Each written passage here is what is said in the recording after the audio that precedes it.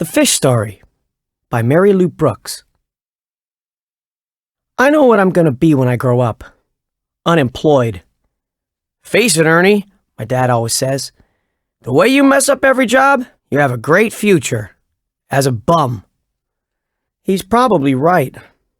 My first summer job was cutting the neighbor's lawn. The mower got away from me and ate 10 tomato plants. Another time, I forgot to close the windows when I washed Mr. Hammer's car. The weeds I pulled out of Mrs. Miller's garden turned out to be flowers. So I was really surprised when the Bensons asked me to look after their house while they were away on vacation. The Bensons are new on the block. I guess they hadn't heard about me yet. We're leaving on Monday, explained Mrs. Benson. You'll start on Tuesday. Just bring in the newspapers and the mail. That didn't sound too hard. Even I could probably handle this job. And feed Jaws once a day, Mrs. Benson added. Jaws? I gulped. Did they have a pet shark or something? Mrs. Benson laughed. That's what the twins named their goldfish. On Tuesday, I had baseball practice, so I was late getting to the Bensons.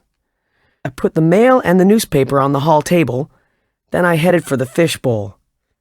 Jaws was floating on top of the water. I moaned. My first day on the job, and I killed the dumb fish. Not even the army would want me now. That's what my dad would say after he stopped yelling.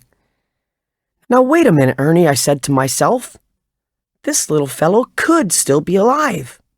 His eyes are open. He could be in a coma. I bent down very close to the water. Jaws! I yelled. It's me, Ernie, your babysitter. If you can hear me, blink once. He didn't.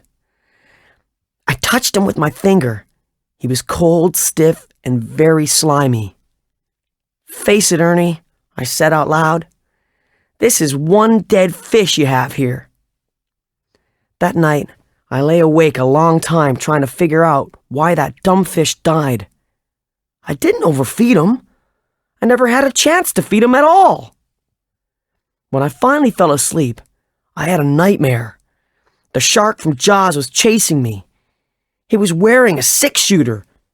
You bumped off my kinfolk, he yelled. Draw! I didn't tell my parents about Jaws. Every day I went over to the Bensons as though nothing was wrong. I had until Sunday. That's when the Bensons were coming home. Why rush things? On Saturday, I remembered that Jaws was still in the fish bowl. I was about to toss him into the garbage. Suddenly, I had a great idea. I slipped Jaws into a baggie and ran to the nearest pet store. I'd like another goldfish exactly like this one, I told the owner. Then I held up the baggie. The owner glared at me. Half an hour later, he was still glaring. That's how long it took to find a perfect match. I paid the owner and headed back to the Bensons' house. When I got there, I cleaned the fish bowl and added fresh water. Soon, Jaws 2 was in his new home. But instead of swimming around, he just stared at me. What you did was wrong, those tiny black eyes seemed to say. The Bensons arrived home at 1:55 Sunday afternoon.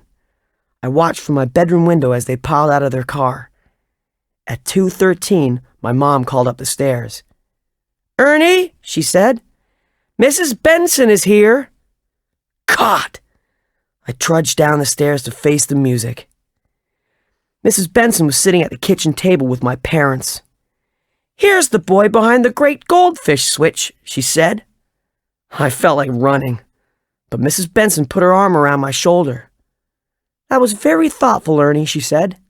Monday was so crazy, I didn't have time to pick up another fish.